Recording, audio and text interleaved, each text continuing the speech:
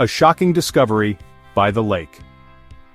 It was a warm August morning in 2006, and the serenity of the Mark Twain National Forest in Missouri typically meant nothing more than the sound of rustling leaves, chirping birds, and the gentle lapping of waves along the shores of the lake.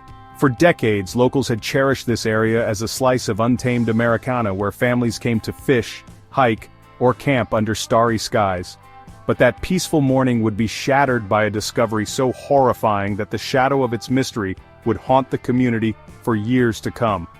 Paul Hendricks, a middle-aged fisherman who often visited the lake to escape the grind of his job as a truck driver, was the one to unearth the grim secret. Maneuvering through the tall brush near the shoreline, Paul spotted what he first assumed to be an abandoned piece of luggage, a tattered black suitcase, partially submerged where the waterline met the muddy earth.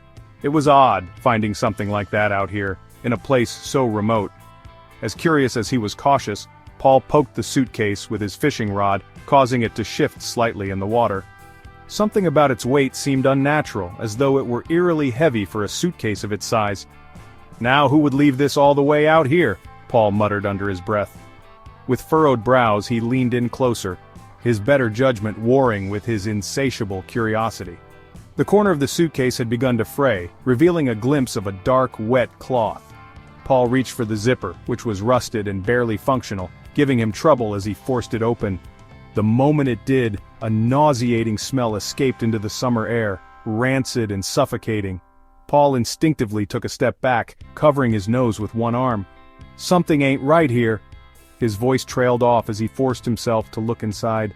What met his gaze was not clothing, tools, or forgotten travel items. Inside the suitcase were what appeared to be human remains, clearly dismembered and wrapped haphazardly in what looked like duct tape and plastic bags. For a moment, Paul stood there frozen, unable to make sense of what he was seeing. His mind raced, trying to process how something so grotesque could end up here, in this quiet corner of the forest. He stumbled backward, fishing rod clattering to the ground, and scrambled to pull out his cell phone. His trembling hands made dialing difficult, but he managed to call 911. Gasping, he stammered to the dispatcher, You need to send someone to Mark Twain Lake right now. There's a suitcase, and there's human body parts in it." The 911 line crackled with the dispatcher's attempts to calm him down and get coordinates, but Paul could barely form coherent sentences. Beads of sweat rolled down his face despite the gentle breeze that swept through the trees. He dropped to his knees by the water's edge, staring at the suitcase in disbelief, as though it were some surreal nightmare he couldn't wake from. The chirping of the birds had ceased, every sound from nature seeming to hold its breath in eerie stillness. 20 minutes later, the quiet forest was disrupted by the arrival of two sheriff's patrol cars. Deputy Claire Rogers, a steady and seasoned officer of Boone County, was the first to approach the scene. She knew Paul as a regular fisherman in these parts, but even in her years of law enforcement she hadn't seen him this visibly shaken. As he guided her to the suitcase, he seemed to replay his discovery over and over in his head, as if trying to convince himself that it was real. "Right there, by the edge," he said, pointing. "I didn't touch anything, just opened it." Deputy Rogers crouched carefully, her gloved hands nudging the lid open just enough to confirm Paul's horrific claim. Striving to maintain her composure, she reached for the radio strapped to her shoulder. "Dispatch, this is Rogers. I'm gonna need backup and forensics at Mark Twain Lake. We've got human remains here, likely dismembered. Over." Within the hour, the small parking area near the lake was crawling with law enforcement, yellow crime scene tape encircling the area like a grim beacon for tragedy. Helicopters circled overhead, filming the unfolding chaos, and reporters began trickling in, their cameras hungry for a headline. Sheriff Doug Mathis soon arrived at the scene, his tall, imposing figure a stark contrast to the quiet, picturesque backdrop of the forest. As he surveyed the suitcase and its ghastly contents, his heart sank.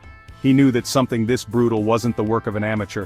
This wasn't an accident or a spontaneous act of violence. This was calculated, methodical, and chillingly remorseless. And now, it was his town's nightmare. "This is going to be a hell of an investigation," he muttered to one of his deputies. The medical examiner's van pulled up shortly afterward, and the slow, delicate process of recovering the remains began. Each part was carefully bagged and transported back to the forensic lab in Jefferson City, where they hoped science could offer answers that the naked eye couldn't. By the late afternoon, the lake's once tranquil environment had transformed into a crime scene swarming with detectives, officials, and curious onlookers beyond the police perimeter. Despite the chaos, one question dominated everyone's thoughts. Who was the victim, and how did they end up like this?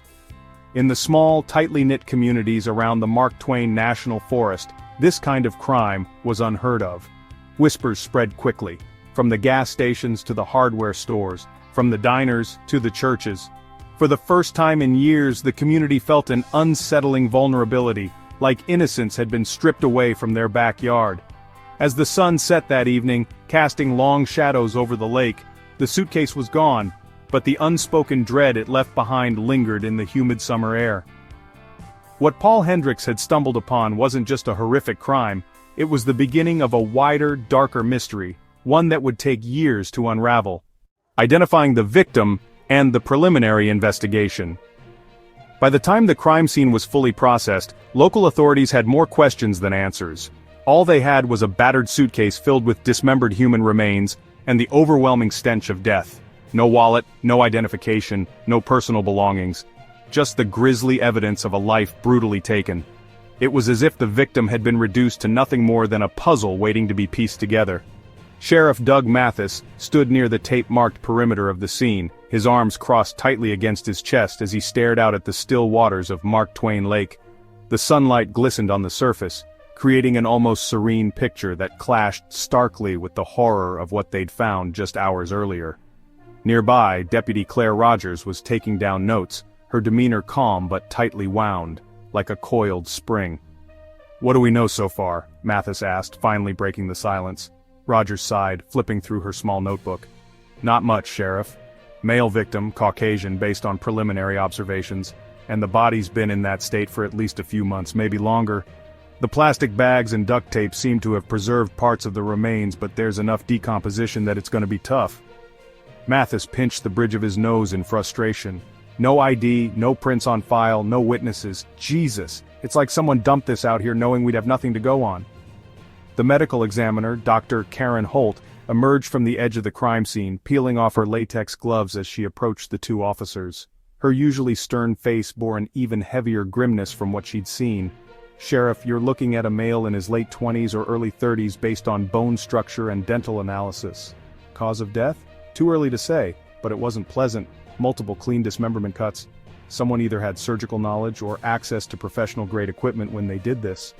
Mathis exchanged uneasy glances with Rogers. "So, not some spur-of-the-moment killing. This bastard planned it." "Planned it, and wanted to make damn sure he wouldn't be traced," Holt replied. "Whoever did this was methodical. No hair, no fibers, nothing obvious left behind." The remains were transported to Jefferson City for further forensic testing, but Mathis knew they couldn't afford to sit around waiting for answers. Within hours, his team began combing through missing persons reports from counties across Missouri and surrounding states. The body didn't belong to any local missing person cases filed in the last year. The team expanded the search to federal databases, hoping fingerprints or dental records might bring up a match. Nothing. It was as if this man didn't exist, casting a wider net. "Sheriff, all I'm saying is if this guy wasn't local, we're already looking at a hell of a challenge," Rogers said 2 days later as the two shared a tense discussion at the Boone County Sheriff's Office. She gestured at the growing stack of files on the conference table in front of them, labeled with names of missing persons from out of state. Mathis nodded grimly. "Yeah, I know, Claire, but people don't just get murdered and chopped up for no reason. Somebody's gotta miss this guy. Family, friends, someone out there knows who he is or what happened to him." Their first lead came not from the body, but from forensic analysis of the suitcase itself. Technicians discovered traces of a unique type of mud caked into the seams. Mud only found in northern Tennessee near the Cumberland River Basin. It was a small clue, but one that suggested whoever dumped the suitcase might have come through Missouri from Tennessee. "All right, that's something," Mathis said as he leaned over the report, his coffee steaming beside him. "Get the word out to neighboring counties. Tennessee state troopers need to know we might be dealing with someone from their neck of the woods." A name at last week's turned into months, leaving the team frustrated and exhausted. The case was growing colder by the day. Then, in early 2007, a breakthrough finally arrived. Dr. Holt called Mathis directly, her voice shaking with a mix of excitement and urgency. "Doug, we've got it! DNA! We ran the victim's profile through CODIS again after they updated their databases, and this time, we got a hit." Mathis felt his heart lurch. "You're kidding me, who is he?" "His name is Daniel Harper, 27 years old. He's originally from Columbia, Missouri. His family reported him missing nearly a year ago, shortly after he'd graduated from the University of Missouri with a degree in computer science." Mathis leaned back in his chair and let out a slow breath. A name. A story. Finally, they weren't chasing a ghost anymore. Details about Daniel Harper's life began to emerge. He was brilliant, ambitious, and by most accounts, someone with a bright future ahead. His parents, Alice and Robert Harper, shared that Daniel had landed a lucrative tech job in Kansas City and had been thrilled about starting his career. However, he abruptly left his position in early 2006, claiming he'd found an even better opportunity. That was the last anyone had heard from him. "The job," Mathis murmured, brows furrowing as he read the notes from his team. What kind of job makes a guy leave everything behind and never come back? A sinister connection emerges. Alice Harper, Daniel's mother, broke down in tears when she learned her son's fate. He always called, always checked in, no matter how busy he was," she sobbed. "When he stopped answering, I knew something was wrong. I just wish we'd—" Her voice cracked. "I just wish we'd done more." Listening to Alice's anguish, Mathis felt a renewed determination. He promised her and her husband that they wouldn't stop until Daniel's killer was behind bars. Further investigation revealed that in the months before his disappearance, Daniel had been communicating with an old college acquaintance named Sarah Jennings. Sarah, it seemed, had convinced Daniel to leave his Kansas City job to join her in a mysterious business venture in Tennessee. When Sarah was tracked down and questioned, she revealed the truth with a look of shame. "It wasn't a business," she admitted. It was this group. They told us we could get rich quick. You know, one of those pyramid schemes, but it wasn't what I thought." Her words trailed off ominously. "What happened to Daniel, Sarah?" Mathis pressed, a gruff edge in his voice. Sarah shook her head, tears pooling in the corners of her eyes. "He didn't like it there. Said he felt trapped. He wanted to leave, but you didn't just leave." She gulped, her voice barely a whisper now. "They wouldn't let him." The pieces were beginning to fall into place. Daniel hadn't just vanished, he'd become a victim of something much darker, much deadlier than anyone could have imagined. Progress with DNA evidence. By the time the second anniversary of the Suitcase discovery rolled around in 2008, the investigation had slowed to a crawl. Deputy Claire Rogers described it as hitting an invisible brick wall. Leads had dried up, interviews yielded little insight, and even the most promising hunches led nowhere. With a body but no name, it felt like the case was unraveling into another dreaded cold file. A shadowy mystery destined to remain unsolved. But Sheriff Doug Mathis wasn't one to let go so easily. "The victim might be silent, but his DNA isn't," he said during an in-house briefing one afternoon. "That database keeps growing, and we keep trying. Science has a funny way of serving justice when we least expect it." A flicker of hope.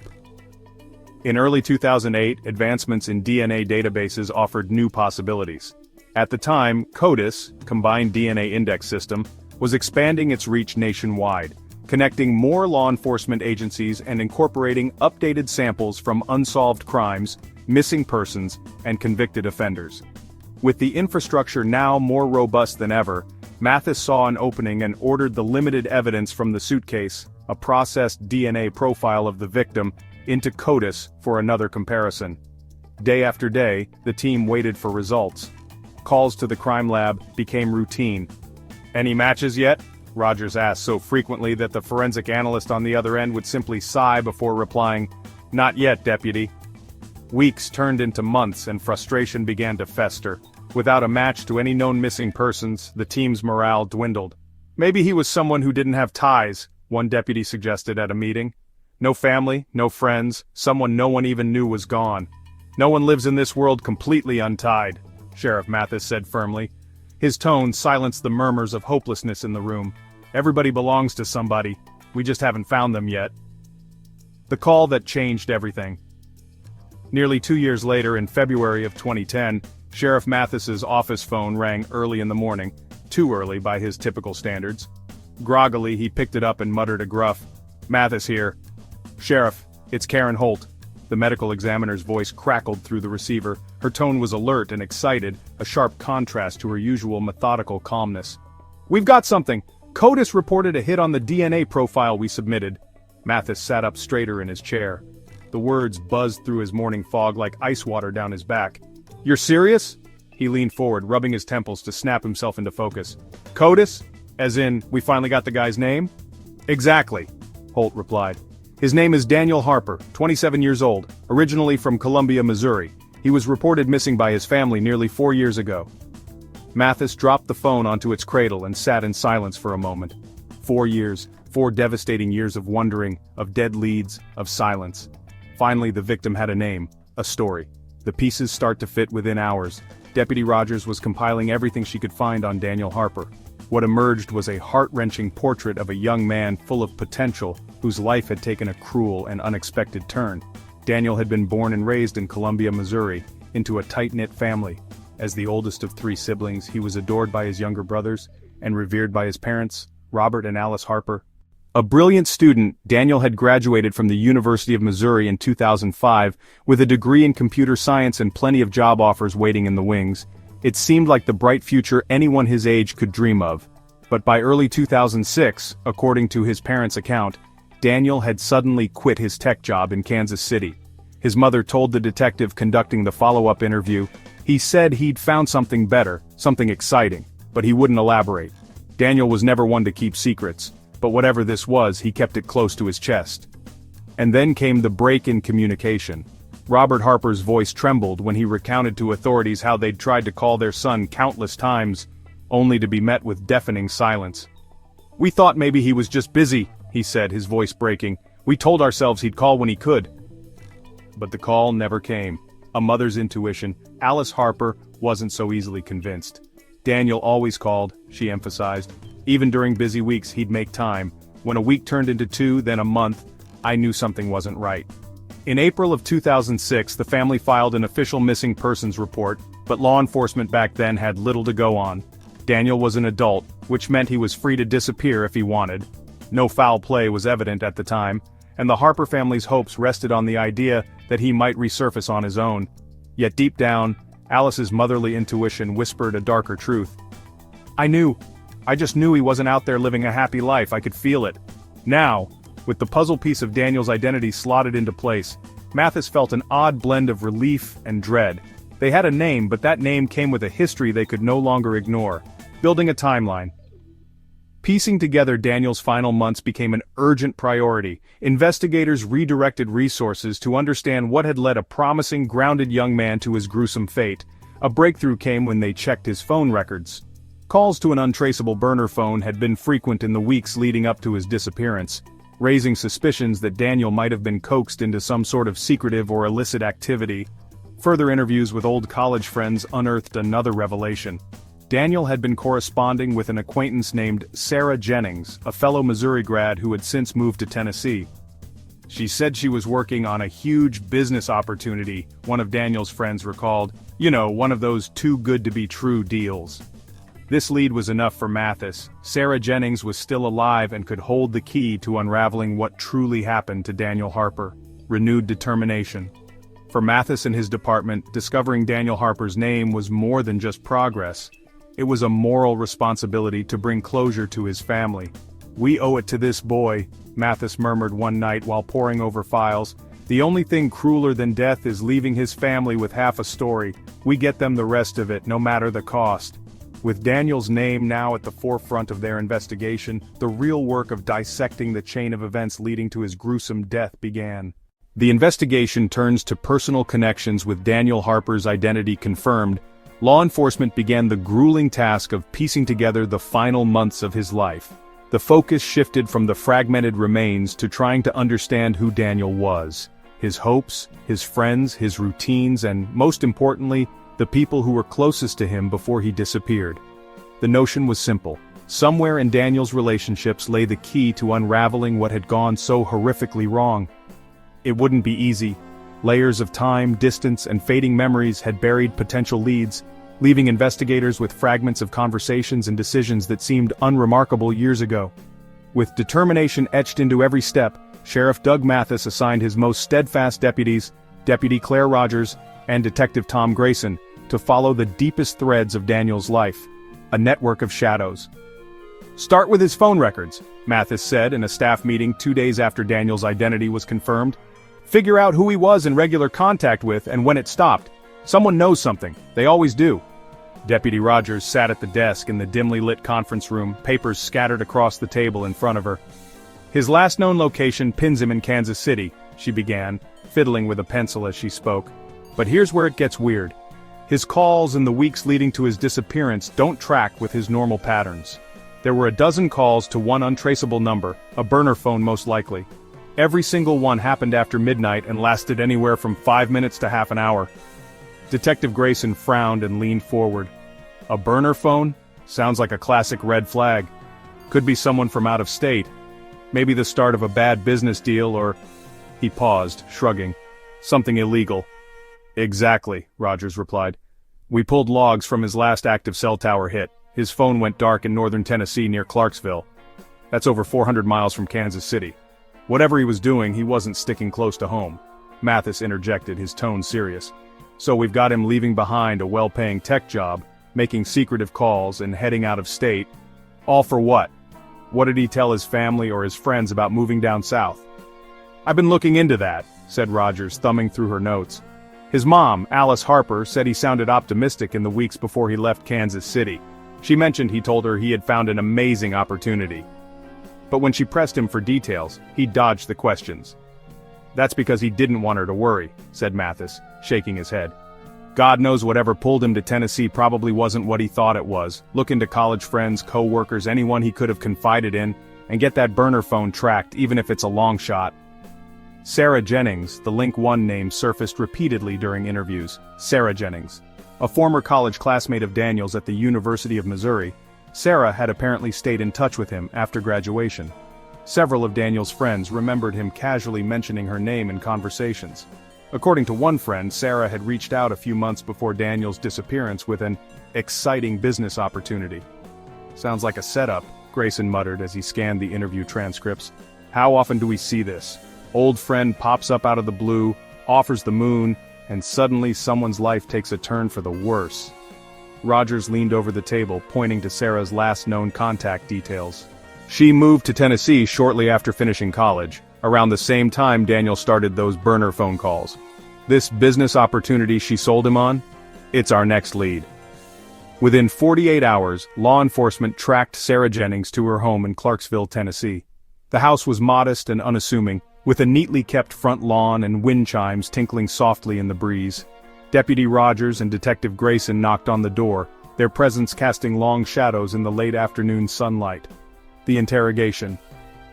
Sarah opened the door cautiously, her expression darting between polite confusion and guarded nervousness. "Can I help you?" she asked, clutching a towel as if she had just stepped out of the shower. "Sarah Jennings?" Rogers asked, holding up her badge. "We're with Boone County Sheriff's Department out of Missouri. We need to ask you some questions about Daniel Harper." Sarah froze, her fingers tightening on the doorknob. "Daniel?" she echoed softly, her voice almost lost in the wind. "Why would you need to talk to me about him?" "We believe you may have been in contact with him shortly before he went missing," Grayson said pointedly. "Do you mind if we come in and talk?" After a pregnant pause, Sarah stepped aside and invited them into the living room. She perched on the edge of her couch like someone balancing on the tightrope of denial and fear. Rogers wasted no time.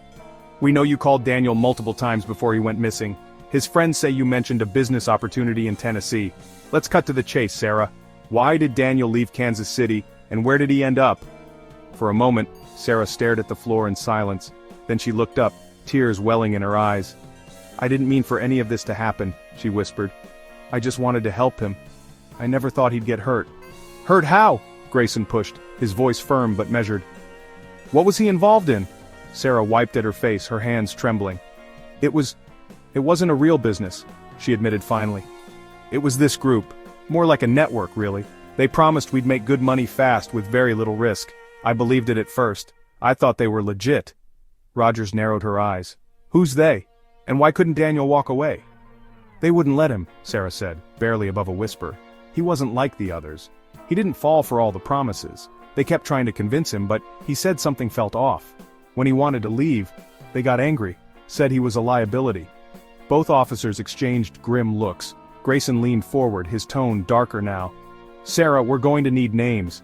Everybody in that group. Who ran it, where they went." "I'll tell you everything," Sarah murmured. "Just, you have to promise me they won't find out I talked. They'd come for me too." A broader web. Sarah's confession confirmed what law enforcement had feared. Daniel had walked into the jaws of a dangerous, manipulative group. Whether it was a pyramid scheme, a cult, or something even darker remained to be seen. But what was clear was that his decision to follow what he thought was an opportunity had cost him everything. From here, Mathis knew the investigation had moved into dangerous territory. "This is no longer just about one victim," he told his team in a meeting later that week. "We're dealing with a group that's not afraid to silence people who question them. Our job is to pull them into the sunlight before anyone else gets hurt." Sarah's mysterious confession. As Detective Grayson and Deputy Rogers sat across from Sarah Jennings in the dimly lit interview room, the air was thick with a tension that only deep secrets and hard truths could bring. The walls, plain steel gray, seemed to close in on Sarah as she nervously fidgeted in her seat. Her hands were clasped together so tightly that her knuckles were white. She still hadn't spoken much since agreeing to come down to the station. Her silence only deepened the mystery. Rogers leaned forward first, her voice steady yet firm. "Sarah, you've already told us that you introduced Daniel to this group. You've admitted that you believed their promises, a big business opportunity, right? But we both know it wasn't what you thought it was." Sarah's eyes darted from one officer to the other, tears threatening to spill onto her cheeks. She opened her mouth, hesitated, then closed it again. Finally, with a shaky breath, she whispered, "I didn't mean for any of this to happen." Rogers pushed gently, but deliberately. "Sarah, you were his friend. If you didn't mean for this to happen, then help us now. Tell us everything. What kind of group are we dealing with here?" "It wasn't a business." Sarah rubbed her temples as if trying to organize her thoughts, or maybe just fighting the regret that seemed to consume her. "It wasn't a business," she said finally, her voice trembling. "At least, not in the way they made it sound at first. They called themselves Ascension Alliance. They came off as this exclusive, invite-only network for young professionals. You know, people like me and Daniel. They promised wealth, power, freedom. It sounded like everything you want to hear when you're desperate for a way out." "A way out of what?" Grayson asked, raising an eyebrow. Sarah gave a bitter laugh, her voice laced with self-loathing. "Everything! Student debt, dead-end jobs, living paycheck to paycheck. We were young. It's easy to fall for something that sounds too good to be true when you're barely holding it together." She hesitated, looking down at her hands. "They made it seem so professional. Conferences in fancy hotels, sleek marketing. They said they were recruiting the brightest minds in the country to play on a higher level. They made you feel special, like you were chosen." The recruitment Rogers scribbled notes on her pad. "So, who recruited you? Who's the face behind the alliance?" Sarah sighed deeply but avoided direct eye contact. "His name's Jacob Moore. He's charismatic, the kind of person you can't say no to. I met him at one of their so-called networking events. He talked about financial independence, building generational wealth, freedom from the grind." Her voice broke a little. "I believed him. I really thought they were legitimate at first." "When did you bring Daniel into this?" Rogers pressed. Sarah shook her head, a tear finally sliding down her cheek. "It wasn't like I went looking to hurt him. Daniel and I had stayed in touch after college, and I saw how miserable he was in that soul-sucking tech job in Kansas City. He told me he hated it, that he wanted something exciting in his life. I thought I was doing him a favor by introducing him to Ascension Alliance." "So, you invited him into the group," Grayson said, summarizing. "And what then?" "They loved him," Sarah said, almost bitterly. "Daniel was everyone's favorite, smart, driven, a thinker. He soaked everything up like a sponge. At first I thought he was really buying into it. But then," she paused, her voice lowering, "he started asking the wrong questions." "What went wrong?" Grayson cocked his head, sensing something crucial. "What do you mean by the wrong questions?" Sarah hesitated, biting her lip. "The Alliance? They weren't actually about building wealth. That was just the bait. Once you joined, they started testing you, pushing boundaries, controlling you. At first it was little things, mandatory conferences that lasted all night, exercises in loyalty, cutting off people who didn't align with your vision. Then it got darker." "Darker how?" Rogers asked sharply. No one questioned Jacob, Sarah whispered. But Daniel did. He started pulling me aside, saying things didn't add up. He told me he felt like they were hiding something big. I told him to just let it go. I thought if he stopped pushing, they'd leave him alone. But he didn't let it go, Grayson added grimly, filling in the blanks. Sarah nodded, wiping tears from her face. He told Jacob he wanted out, said this wasn't what he signed up for, that he didn't like where it was heading. Jacob didn't take it well. What does it didn't take it well mean? Rogers pressed. Be specific, Sarah. Sarah seemed to shrink into herself. Her body trembled as she spoke. After that, everything changed. They made sure Daniel was isolated. They stopped inviting him to the public seminars and started putting him in these closed-door meetings. I don't know what they told him in there, but when I tried to talk to him after that, he seemed distant, angry even. He told me to stay out of it. Rogers leaned forward, dropping her pen on the notepad. What happened the last time you saw Daniel? When was it? Sarah looked up for the first time, her eyes clouded with guilt. It was about a week before he disappeared. He called me late at night. He was scared, genuinely scared. He told me he was going to leave for real this time, and he wanted to know if I'd help him. Sarah took a shuddering breath. I didn't. I was too afraid. I told him I couldn't get involved. And that was it? Rogers asked. You never spoke to him again? Never. Her voice cracked. The next week I went to one of the Alliance meetings and Jacob made some cryptic remarks about how loose threads had to be dealt with. I knew he was talking about Daniel. A key confession. Sarah's face was blotched red with tears, but she wasn't done. I didn't know what to do. If I went to the police, they'd come for me too. You don't leave the Alliance, it's like a cult. Once you're in, they own you. Grayson exchanged a look with Rogers, his voice hard. So you're telling us Jacob Moore had Daniel killed? She nodded slowly, defeated. Yes. Jacob and his inner circle. They handle anyone they see as a threat to the Alliance. I wasn't there, but I know in my gut that's what happened. They made Daniel disappear. The bigger picture. Sarah's confession was a bombshell, painting Ascension Alliance as more than just a shady pyramid scheme. It was a tightly controlled, dangerous organization with blood on its hands. Sheriff Mathis stood near the observation mirror, listening to every word. When the interview ended, he turned to his team, his voice grim. We have what we need, Mathis said. This isn't just about Daniel Harper anymore. We've got an organization that's willing to kill to protect its secrets. This investigation goes deeper than any of us could have imagined. Following the trail of the multi-level organization. The confession from Sarah Jennings was a breakthrough for Sheriff Doug Mathis and his team. For the first time, they had a name. Ascension Alliance. No longer just a nebulous notion of a business opportunity, the group was shaping up to be something far darker. A manipulative scheme hidden under the guise of legitimacy, luring in hopeful recruits only to trap them in a web of control and violence. With Sarah's information, the investigation shifted into high gear. But following the breadcrumbs left by a secretive organization with far-reaching tentacles wasn't going to be easy. Sitting in his office, Mathis laid a hand on the growing pile of evidence. Sarah's statements, burner phone records, meeting locations, anything the department had been able to extract over months of dogged work. We've got pieces of the puzzle, he said to Deputy Rogers and Detective Grayson. But the damn thing still doesn't fit together. Looking for patterns. What about their footprint on the internet? Rogers asked, tapping a pen against her notebook.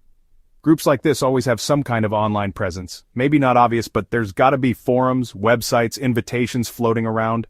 They have to recruit somehow. We're already on it, Grayson interjected, crossing his arms. I started working with the cybercrimes unit out of St. Louis. They're sifting through social media, digging for mentions of Ascension Alliance. It's slow going, though. These people are smart, they're not broadcasting what they're doing. The few references we've found are cryptic, Rogers frowned. Cryptic how? Grayson pulled out his laptop, opening a tab displaying a grainy forum thread. The thread's title was innocuous enough. Achieve your full potential, an exclusive opportunity for high performers, but the replies beneath it hinted at something otherworldly. It's all this new age jargon, Grayson muttered, scrolling through the thread. Unlock your higher self, ascend above the system, break free and thrive. It's like they're selling enlightenment and riches in one go, hooking people who feel trapped in their lives. Sounds like a cult, Rogers said bluntly. Mathis straightened in his chair, his brow furrowed. If it walks like a cult and talks like a cult... He didn't need to finish the sentence. From promises to control. The team's next step was to map how Ascension Alliance operated. Sarah's confession gave them crucial insight into the organization's methods designed to ensnare. At first, recruits were drawn in by promises of hefty paychecks and an escape from their 9-to-5 grind. Exclusive events held in upscale hotels were carefully crafted to lure them further. Uniformed greeters, slick presentations, catered meals. "They make you feel like a CEO," Sarah had said in her confession. But behind the curtain, Ascension Alliance wasn't about success, it was about control. Recruits were pressured to attend mandatory weekend retreats where team-building exercises blurred the lines between professional and personal. Over time, the group isolated members, demanding absolute loyalty and cutting ties to outsiders. "Their goal," Rogers noted grimly, "is complete dependency. Take people who are already vulnerable, fill their heads with dreams, and then make them believe the organization is the only way forward. It's disgusting." Mathis rubbed his temple. "And when someone like Daniel sees through the smoke, they don't just let him walk away." The hunt for Jacob Moore. With renewed focus, the team fixed its sights on Jacob Moore, the charismatic and manipulative leader Sarah had described. "We need to find this guy," Mathis said, slamming his palm on the desk at yet another morning briefing. "If he's the one pulling strings, he's our key to unraveling this thing. Do we have anything on him?" Grayson nodded sharply. "We dug into Sarah's contacts and she gave us a starting point, a ranch outside Nashville, Tennessee. A former recruit claims it was used for Alliance retreats, says Moore had been spotted there as recently as 6 months ago." Mathis let out a low whistle. "A ranch? So they're hiding in plain sight. Any chance we get an address?" Grayson smiled faintly. "Already done. The property's under the name of one of Moore's inner circle, a guy named Andrew Tate, but I'll warn you, Sheriff, it's 500 acres of private land. They'd see us coming a mile away." "Then we don't let them see us," Mathis said coolly. Surveillance and strategy. Over the next few weeks, the Boone County Sheriff's Department coordinated with the FBI to conduct covert surveillance around the property. The ranch was heavily fortified, high fences, cameras mounted at key entry points, and guards who patrolled the perimeter with flashlights late into the night. "This isn't just a retreat," Rogers muttered as she watched the footage from a drone flyover. "This is a compound." Grayson leaned closer to the screen. "Look there." He pointed to a group of figures emerging from a barn. One man stood out, tall, with a commanding presence. He moved with the air of someone who expected to be obeyed. "Is that Moore?" Mathis asked. "Matches Sarah's description," Grayson said. "That's him, all right. Looks like we've got our guy." The FBI's Behavioral Analysis Unit joined the case, lending their expertise to profile Moore. "He's a textbook narcissist," one agent explained during a debrief. "He thrives on control and manipulation. His charm is his weapon. He builds loyalty by making people think he's their savior." Uncovering the network.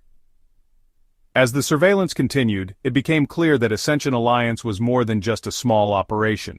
The team uncovered financial transactions linking the organization to accounts in multiple states, with branches in Colorado, Texas, and Florida. Records showed money funneling through shell companies and cryptic wire transfers.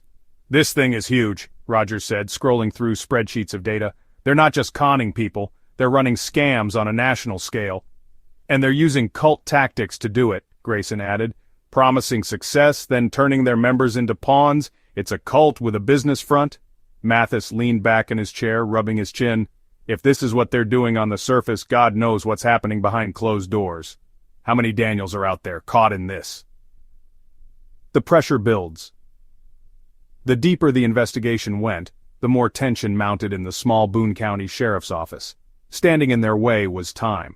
Moore and his inner circle weren't stupid. They would sense the walls closing in eventually, and rogue organizations like Ascension Alliance rarely folded quietly. But Sheriff Mathis wasn't about to let them slip away. "Make no mistake," he told his team on a late-night strategy meeting, pointing to Moore's photo pinned to the corkboard. "This man thinks he's untouchable. He's not.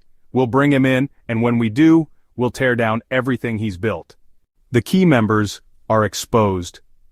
Months of painstaking investigation, tireless surveillance, and hours upon hours of combing through financial records and witness statements had finally begun to pay off. Sheriff Doug Mathis leaned back in his chair, staring at the corkboard that now dominated the far wall of his office, the faces of Ascension Alliance's most influential members staring back at him. Each photo pinned neatly in place with an ominous red circle drawn around it. The once murky web of secrecy surrounding the organization was starting to unravel, revealing the hierarchy of individuals who had been maintaining Jacob Moore's empire of manipulation and fear. These weren't nameless, faceless individuals anymore. The investigation had given them identities, and with those identities came power over the case. Building the pyramid. Jacob Moore, on top. At the very top of the structure sat Jacob Moore, the mastermind and founder of the Ascension Alliance. The investigation revealed Moore to be even more cunning and dangerous than Sarah Jennings had described. The FBI behavioral profiling experts had been right. Jacob wasn't just charismatic, he was controlling, intelligent, and methodical. Every piece of evidence pointed to him being fluent in psychological manipulation, preying on the vulnerabilities of his victims to build unshakable loyalty. The teams reviewing his background uncovered shocking information. Before founding Ascension Alliance, Jacob had been embroiled in smaller get-rich-quick scams and Ponzi schemes, facing accusations of fraud from as early as 1999. Though none of the charges ever stuck, it was evident Moore had learned a critical lesson: perfect the art of staying untouchable. Every move he made was calculated to shield himself, always forcing others to carry out the organization's dirty work while he maintained the illusion of legitimacy. Grayson summed it up succinctly during a late-night briefing. "The guy is a ghost. You don't deal with someone like Jacob Moore directly, you deal with the people he's brainwashed into running his machine." The right hand, Andrew Tate. One such person was Andrew Tate, Moore's second-in-command. If Moore was the brain of the operation, Andrew Tate was the enforcer. Surveillance on the Tennessee ranch had repeatedly placed Tate at the center of operations, barking orders, managing recruits, and overseeing the many so-called loyalty exercises that Sarah Jennings had hinted at in her confession. Tate, a former Marine with a dishonorable discharge for reasons the investigation couldn't immediately disclose, was the perfect poster boy for control. He operated without question, carrying out Moore's directions to the letter and maintaining strict hierarchy among the members. "I've got Tate pegged as the type of guy who'd follow Moore off a cliff if it came to it," Rogers had said grimly. "He's the muscle, sure, but more than that he's loyal, and the recruits look up to him." Recruits idolized Tate as a figure of discipline and control, but his background wasn't as squeaky clean as the Alliance made him appear. Financial records showed he'd been the facilitator for dozens of illegal transactions, moving money into accounts under fake businesses to avoid detection. Witness interviews painted him as ruthless, someone who didn't hesitate to enforce the organization's rules by any means necessary. Sarah Jennings had even hinted in her confession that Tate was responsible for handling problems when someone crossed the Alliance. Investigators were certain that handling problems could mean silencing people like Daniel Harper, the architect of finances, Mia Caldwell. While Jacob Moore controlled the stage and Andrew Tate enforced with an iron fist, Mia Caldwell was the mind behind Ascension Alliance's financial empire. A CPA by trade with experience at a top-tier accounting firm, Mia was the one who ensured that Moore's empire ran smoothly and undetected. Rogers was the one who connected the dots that tied Mia into the organization. "She's the one who keeps the money clean," Rogers explained to Mathis one afternoon. "All those shell companies we've been tracking across state lines, guess who's listed as a consultant on every single one?" By all appearances, Mia was just another high-paid professional with a spotless record to boot, but further digging into her personal life revealed her close ties to Jacob. The two had met at one of Moore's earlier fraudulent schemes years before Ascension Alliance was even a concept. In the years since, Mia had become not only a key player in managing the organization's money, but also one of its staunchest defenders.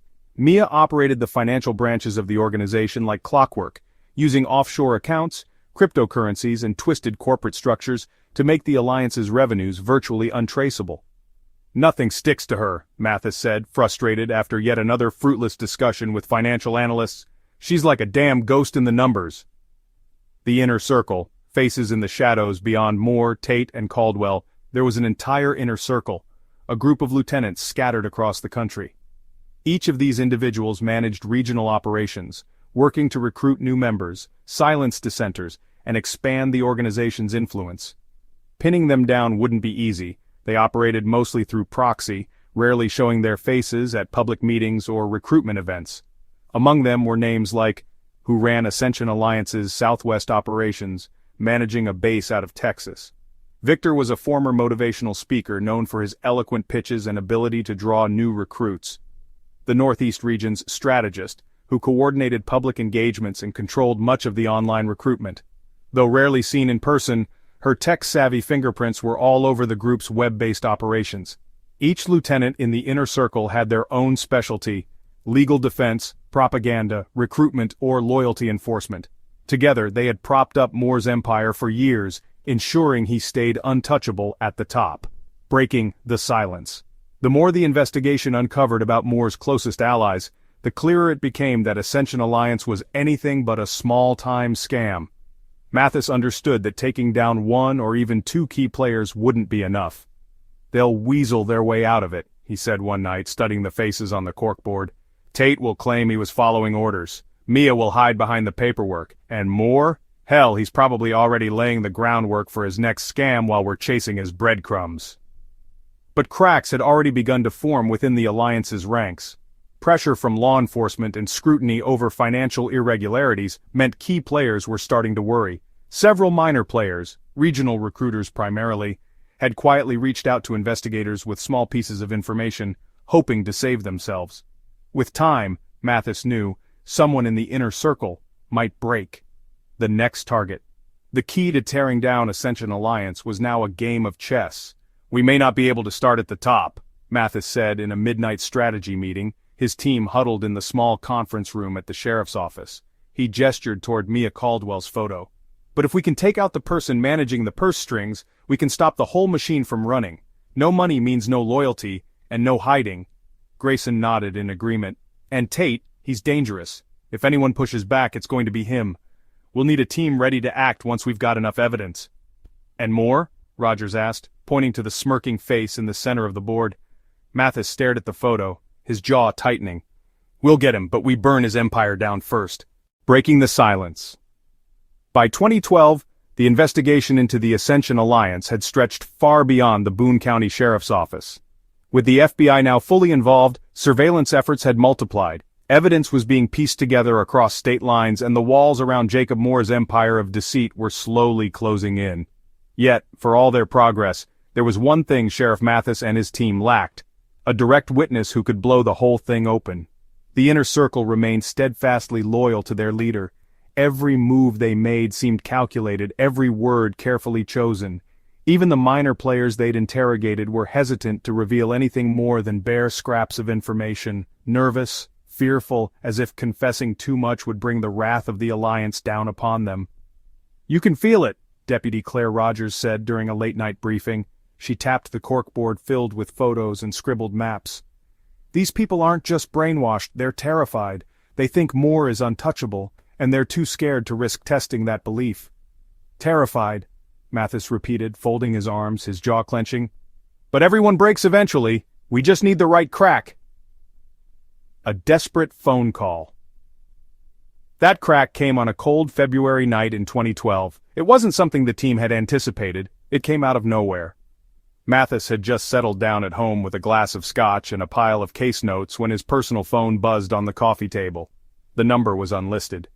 "This is Mathis," he answered gruffly, assuming it was another routine follow-up or media inquiry.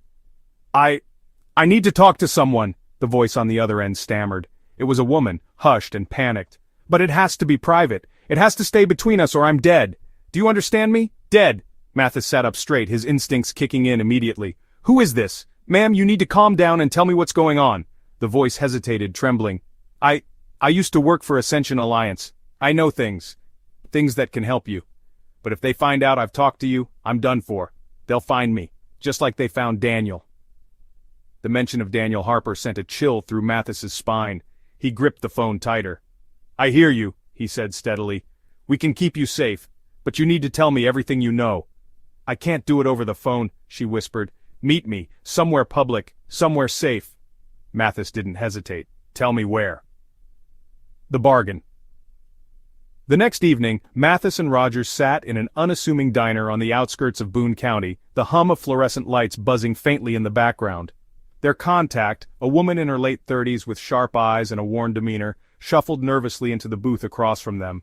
She introduced herself as Leah Sanders, a former accountant for Ascension Alliance who had worked directly under Mia Caldwell, the organization's financial architect. Leah's hands shook as she wrapped them around a cup of coffee. She glanced over her shoulder every few seconds, her paranoia spilling into every gesture. "You don't understand what these people are capable of," she started, her voice low. "They don't just take your loyalty, they own you. They know everything about you, your family, your weaknesses." She shook her head. "It doesn't end when you leave. They make sure you never feel safe again." "Leah," Rogers said gently, leaning forward, "you've already taken the hardest step by coming to us. Nobody owns you anymore. Now you need to help us take them down." Mathis nodded. "And if Moore and his people are as dangerous as you say, the only way we can stop them is if you tell us what you know. If you help us, we'll protect you, but you've got to trust us." Leah's eyes darted between them. At last she sighed, her shoulders sagging as if the weight of years had just come crashing down on her.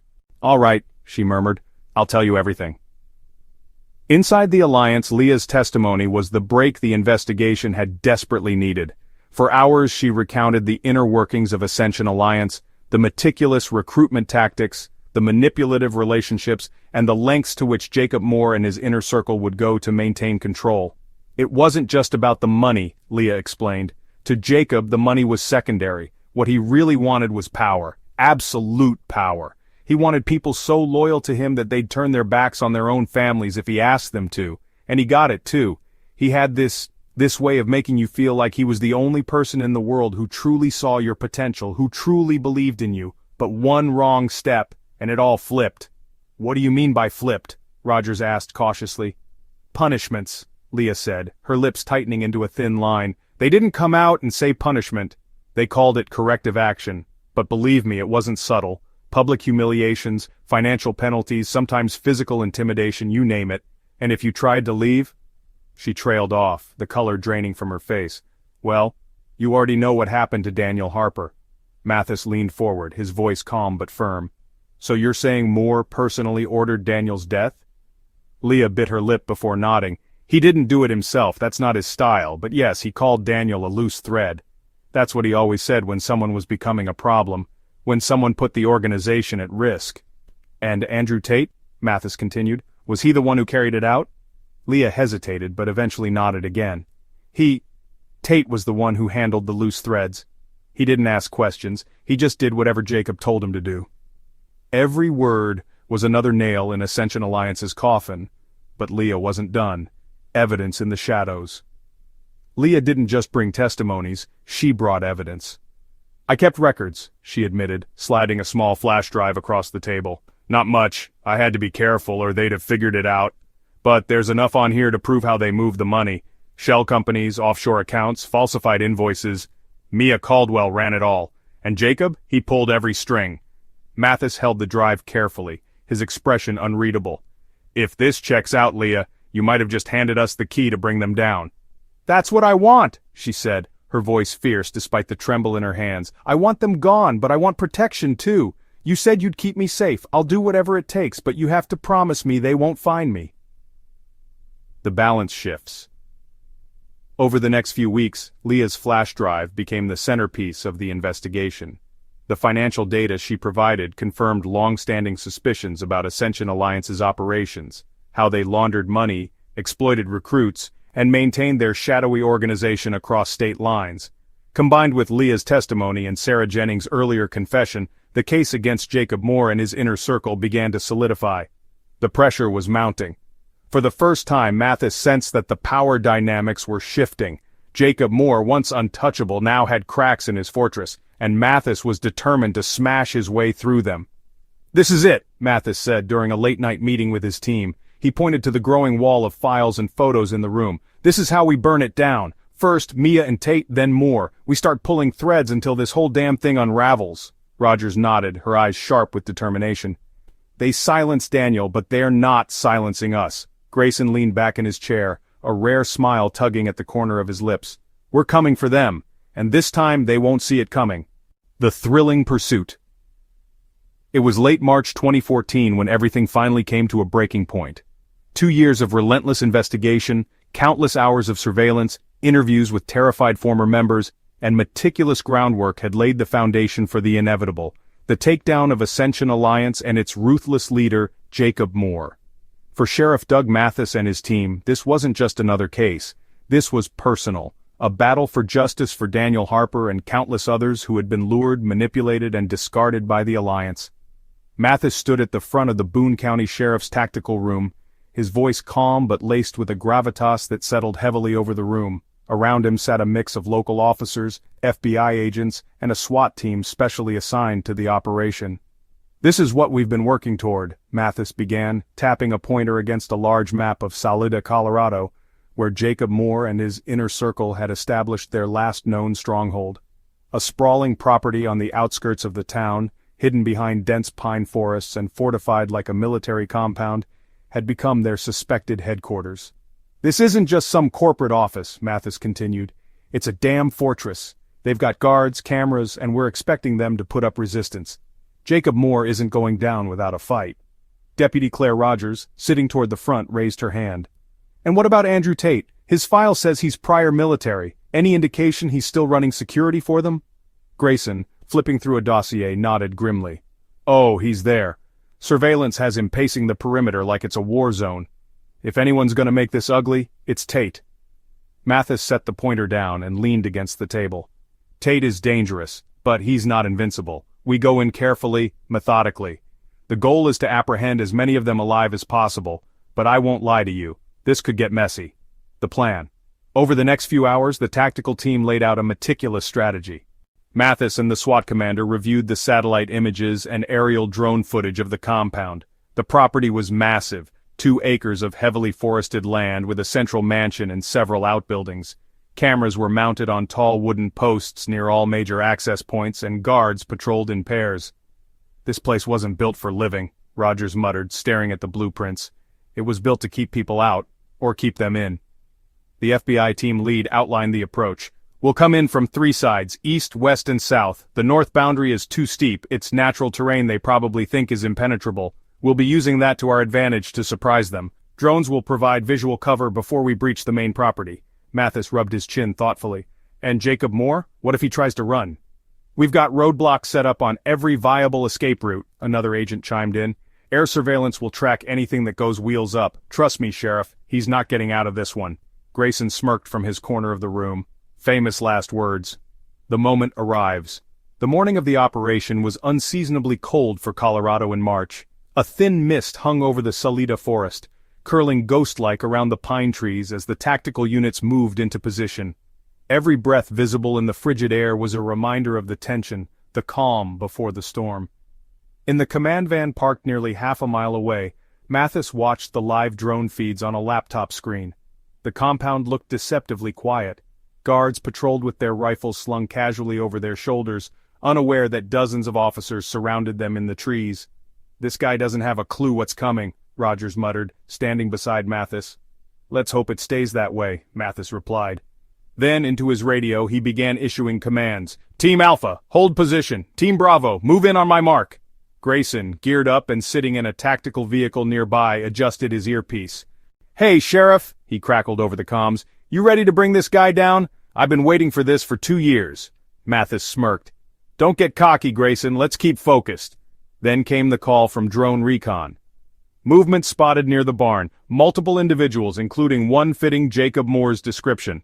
Mathis didn't hesitate. "Copy that. Teams Alpha, Bravo, Charlie, go. Breach in 3, 2, 1, go." The breach. The first explosion was deafening, a flashbang detonating at the southern gate and sending the guards scrambling. Before they could react, Team Alpha breached the eastern side of the property, their rifles trained on the panicked defenders. Yells echoed through the compound as bullets ricocheted off the metal siding of one of the outbuildings. Smoke began to billow in the air, adding to the confusion. "Get down! Hands where we can see them!" an officer barked, pinning one of the guards to the ground. Meanwhile, Rogers and Grayson led Team Bravo toward the mansion itself. "Eyes open," Rogers warned. "Tate's gotta be close." As if on cue, a figure emerged from the shadows near the porch, a burly man carrying a shotgun. It was Andrew Tate.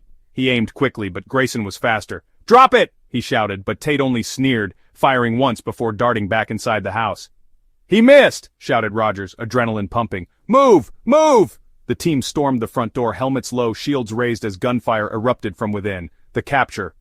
While chaos erupted outside, the darker business of chasing Jacob Moore unfolded inside. Mathis, staying behind to monitor the operation, watched as one of the drone feeds revealed a figure slipping out the back of the mansion toward a hidden vehicle. It was Moore.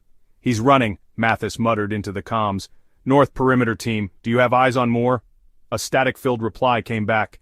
"We see him, Sheriff. He's heading for an unregistered off-road vehicle." Mathis grabbed his gear and bolted for one of the trucks. "Stall him. I'm on my way." The chase that ensued was as tense as it was fast. Moore's off-road vehicle hurtled through the narrow forest trails, kicking up dirt and debris, while Mathis and the pursuing officers pushed their trucks to the limit. Helicopters buzzed overhead, tracking Moore's every turn. "Cut him off before the ridge!" Mathis shouted into his radio. "He'll have to ditch the car if he tries to go over." As they predicted, Moore lost control, skidding to a halt just before the edge of a steep ravine. He stumbled out of the vehicle, breathing heavily as he looked for a way out, a way that didn't exist. "End of the road, Jacob!" Mathis bellowed, leveling his weapon. "Hands in the air!" Moore turned slowly, his face pale and drenched in sweat. "You think you've won?" he spat. "You don't understand what you're dealing with." Mathis stepped forward, his voice calm but cold. "I understand perfectly. You preyed on innocent people. You took their lives, their money, and their freedom. It ends here." Moore hesitated for a moment, as if weighing his options. Then with a resigned sigh he raised his hands. Victory at last. By the end of the day, Jacob Moore, Andrew Tate, and several key members of the Inner Circle were in federal custody. The mansion and surrounding property were thoroughly searched, yielding countless documents, financial records, and digital evidence that would solidify their case. As the sun set over the Salida forest, Mathis stood outside the now-empty compound, taking it all in. Rogers approached, looking equally exhausted and relieved. "You did it," she said simply. Mathis shook his head. "We did it! This isn't just my win, it's justice for every one of their victims." After a long pause, he added, "But there's still work to do. This is just the beginning." Grayson, walking over with a satisfied grin, added, "Well, Sheriff, if this is the beginning, I can't wait to see the ending." Crime revealed. The courtroom was packed. Bright sunlight filtered in through the tall windows, casting long streaks of light on the polished wooden benches. On one side sat Sheriff Doug Mathis, Deputy Claire Rogers, and Detective Tom Grayson, along with key members of the FBI's task force. Across the aisle sat the defense team for Jacob Moore, Andrew Tate, and Mia Caldwell. Their once powerful aura of invincibility now reduced to a stony silence.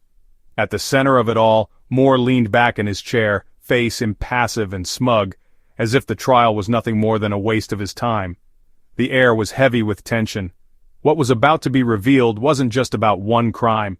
It was the boiling point of years of lies, manipulation, and human devastation orchestrated by the Ascension Alliance, and every journalist, survivor, and onlooker in the room knew it. The first major revelation, it was Leah Sanders, the former accountant-turned-whistleblower who was the first to take the stand. As she adjusted the microphone, her hands trembled slightly, but when her eyes met the gaze of Jacob Moore, any hesitancy in her demeanor gave way to steel determination. "You've sworn to tell the truth, Miss Sanders," said the prosecutor, a razor-sharp woman in a navy blue suit. "Let's start with the basics. Tell the court how you became involved with the Ascension Alliance." Leah glanced briefly at Mathis, who gave her the slightest nod of reassurance. Taking a deep breath, she began. "I joined in 2007 after being recruited at one of their seminars. At first it seemed like a godsend, an opportunity to escape debt, live a better life. Jacob Moore made it seem glamorous, elite." "And when did you realize it wasn't what it seemed?" the prosecutor pressed. "It didn't take long," Leah replied. "The money we were funneling didn't come from actual business ventures. It came from recruits. These were desperate people being promised a future that didn't exist, and if someone doubted the system or refused to participate, they were ostracized. Or worse." The prosecutor leaned in slightly. "Worse, you say? Are you referring to examples like Daniel Harper?" At the mention of Daniel's name, an audible murmur rippled through the courtroom. Leah swallowed hard. Yes, Daniel Harper was labeled a loose thread. Jacob Moore personally called him a threat to the organization. "And what did that mean, Miss Sanders? What happened to him?" Leah's voice tightened with remembered fear. "It meant termination. Andrew Tate, Jacob's enforcer, was tasked with ensuring people like Daniel never became a liability." Connecting the dots. As Leah stepped down, it was Sarah Jennings's turn to testify. The former recruit who had unwittingly brought Daniel into the alliance looked far older than her years, the toll of guilt etched into her face. "Sarah," the prosecutor began, walking slowly toward her, "you've admitted that you introduced Daniel Harper to the Ascension Alliance. Could you explain to the jury what you saw during your time with the group?" Sarah nodded hesitantly, gripping the sides of the witness stand like a lifeline.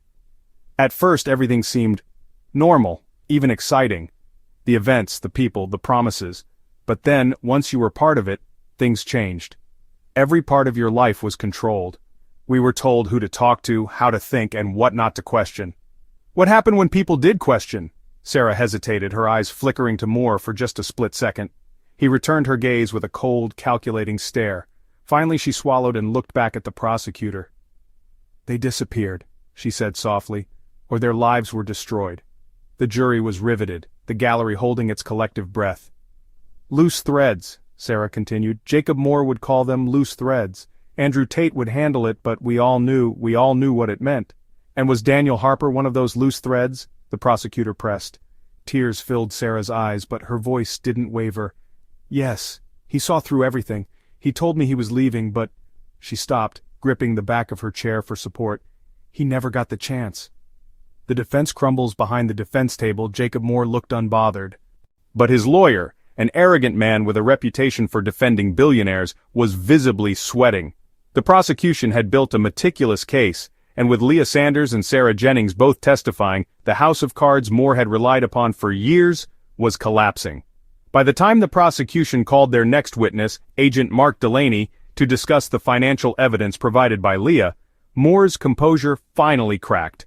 His jaw tightened as the agent explained the web of offshore accounts, shell corporations, and fraudulent transactions that underpin the alliance's so-called wealth.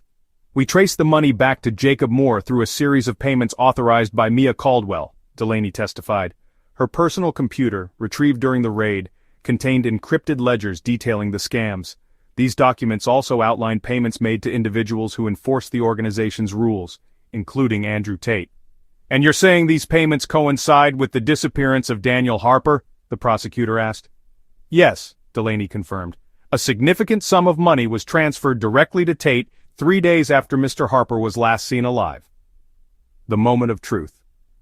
When it came time for Jacob Moore to testify, the courtroom seemed to collectively lean forward. Despite overwhelming evidence, Moore walked to the stand with the confidence of someone who believed himself untouchable. By now, it wasn't surprising. Confidence had always been his weapon of choice. The prosecutor wasted no time. "Mr. Moore, you've heard the testimony from your former accountant, Miss Sanders, and your former recruit, Miss Jennings. Both claim you orchestrated the death of Daniel Harper. Do you deny this?" Moore smirked. "Absolutely. These women are liars. They're bitter. I had nothing to do with Daniel's disappearance." "Nothing?"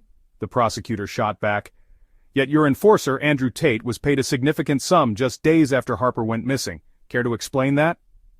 "Andrew was compensated for work," Moore said coolly. "Legitimate work managing security." "And what about the encrypted ledgers found on Mia Caldwell's computer?" the prosecutor pressed. "Ledgers linking you to illegal transactions, tax fraud, and payments for what you called corrective action?" Moore's smirk wavered for the first time. "I don't know what you're talking about." "Don't you?" The prosecutor stepped closer, holding up printed copies of the ledgers. "These documents spell it out in black and white. Loose threads to be handled. Those are your words, Mr. Moore, or do you deny authorizing the payments for Daniel Harper's murder?" For a moment Moore stared at her, his silence deafening.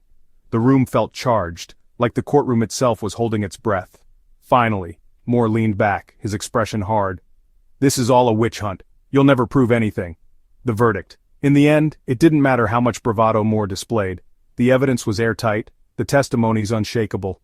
After weeks of trial, the jury deliberated for less than 3 hours before returning with a verdict, guilty on all charges. Jacob Moore, Andrew Tate, and Mia Caldwell were each sentenced to life in federal prison without the possibility of parole.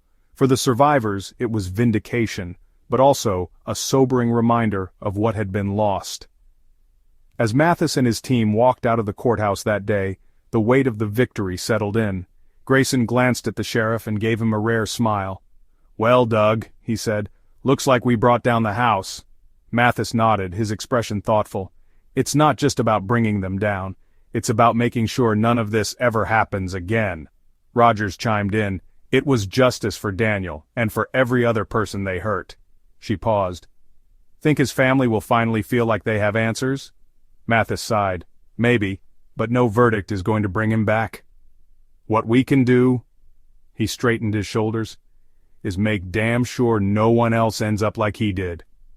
And with that, the three of them left the courthouse, ready to return to the work that never seemed to end. The unforeseen consequences. The verdicts were handed down, the courtroom cleared, and the Ascension Alliance's leaders were hauled off to serve life sentences. From an outsider's viewpoint, it seemed like the horrific saga had come to a fitting resolution. Justice had been served, and the mastermind Jacob Moore, along with his enforcer Andrew Tate and financial manipulator Mia Caldwell, would never manipulate or harm another soul again. But for Sheriff Doug Mathis, Deputy Claire Rogers, and Detective Tom Grayson, life didn't move on so easily.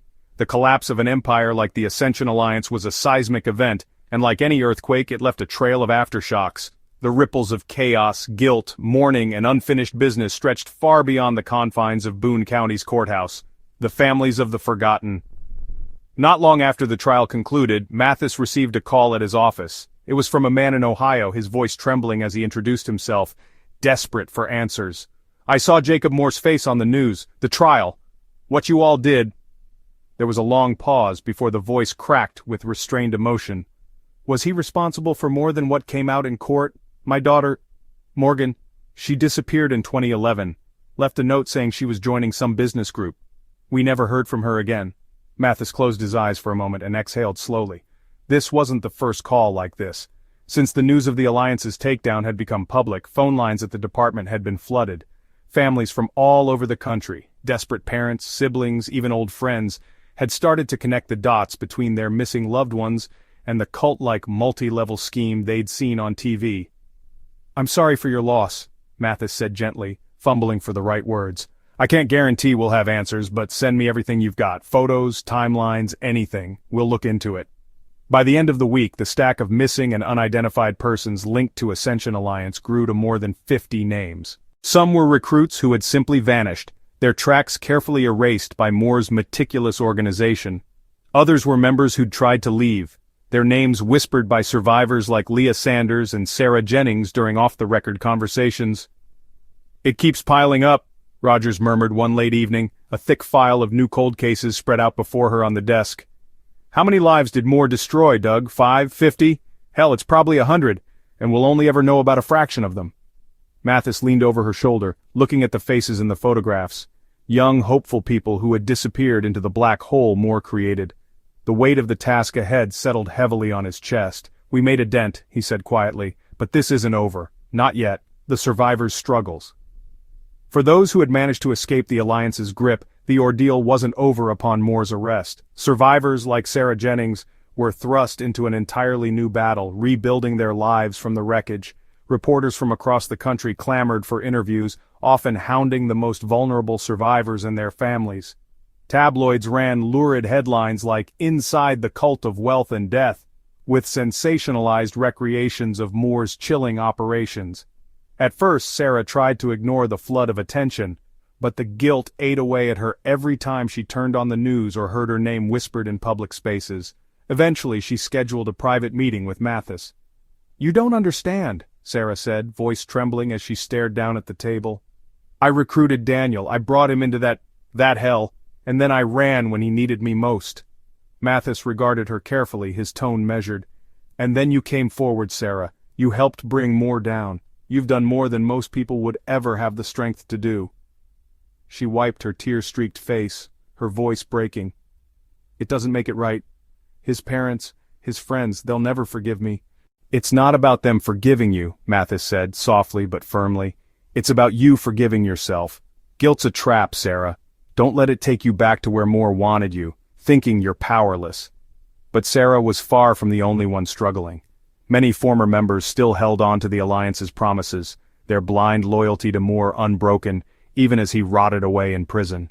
Others were haunted by their experiences, unable to regain their footing in the real world after years spent isolated from friends and family.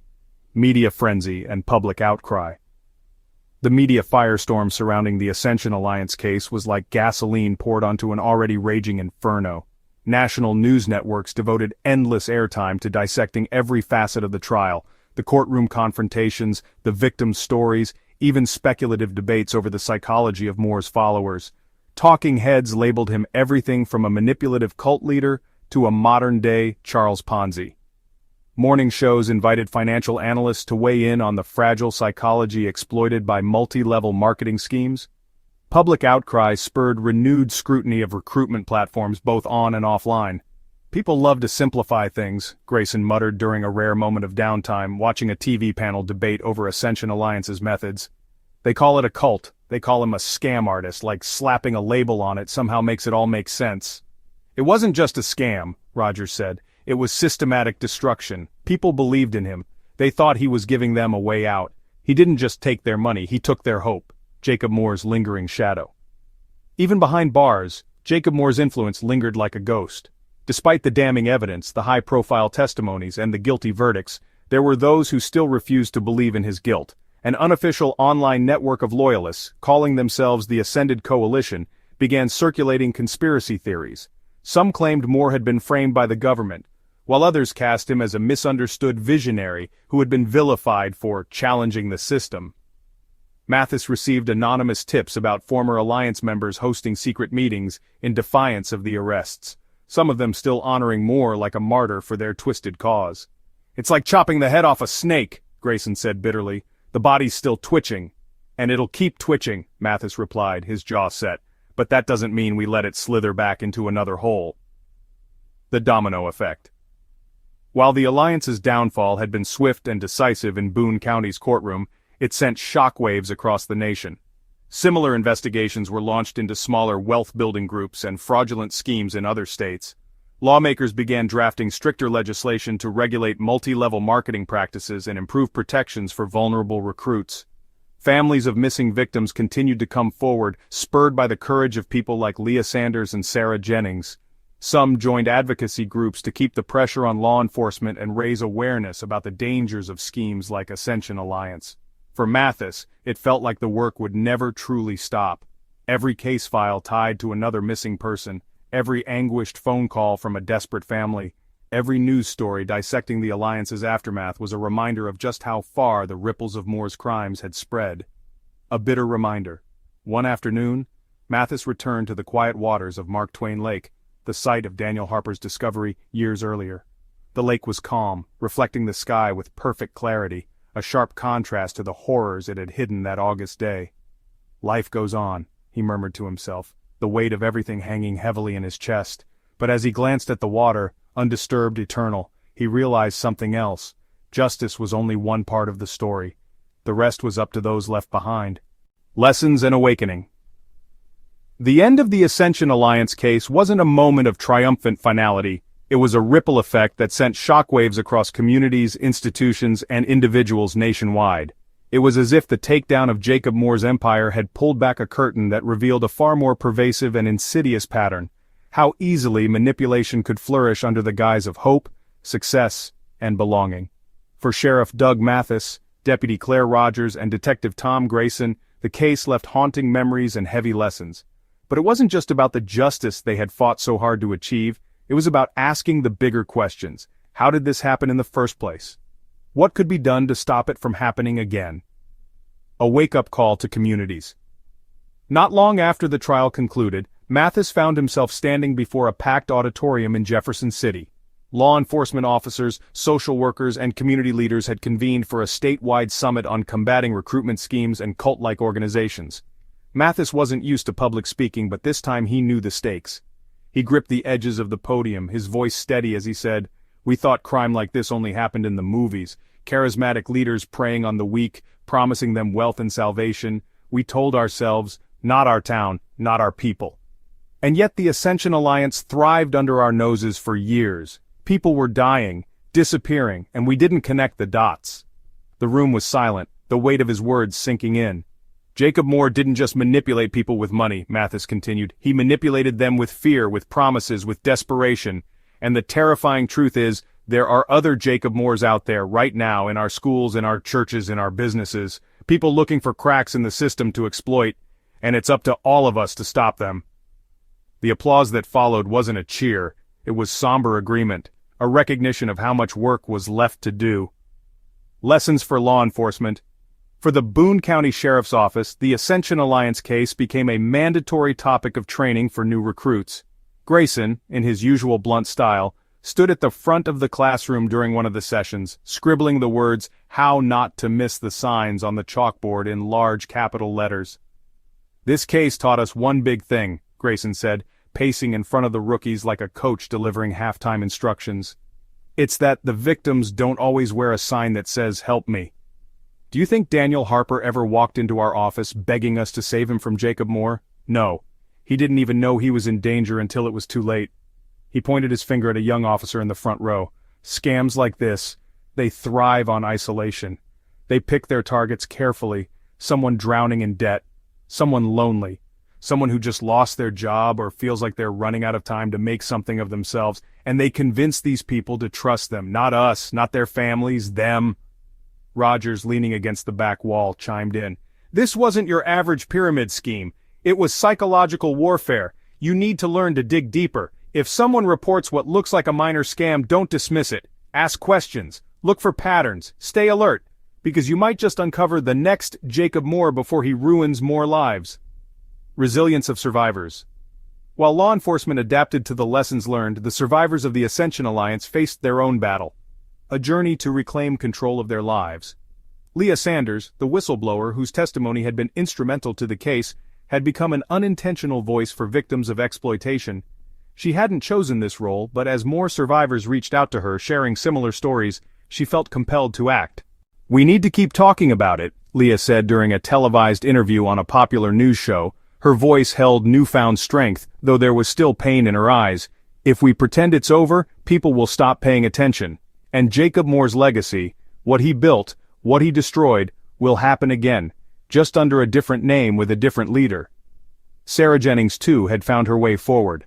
At first, she avoided the spotlight, focusing on therapy and reconnecting with the family and friends she had distanced herself from during her time in the Alliance. But slowly, she realized her story could help others. In one particularly emotional moment at a survivor support group, Sarah stood up to share. "I didn't see myself as a victim for a long time," she admitted, her voice breaking. "I thought I was strong, independent, that I couldn't be manipulated. But being strong doesn't make you immune to loneliness. Doesn't make you immune to wanting something more for your life. That's what they took advantage of." The room nodded in quiet understanding as she finished. "If there's one thing I've learned, it's that asking for help is not weakness. It's strength. I just wish Daniel had known that too." A Nation Reflects. In the months following the trial, discussions surrounding multi-level marketing schemes and predatory recruitment practices dominated headlines and policymaker debates.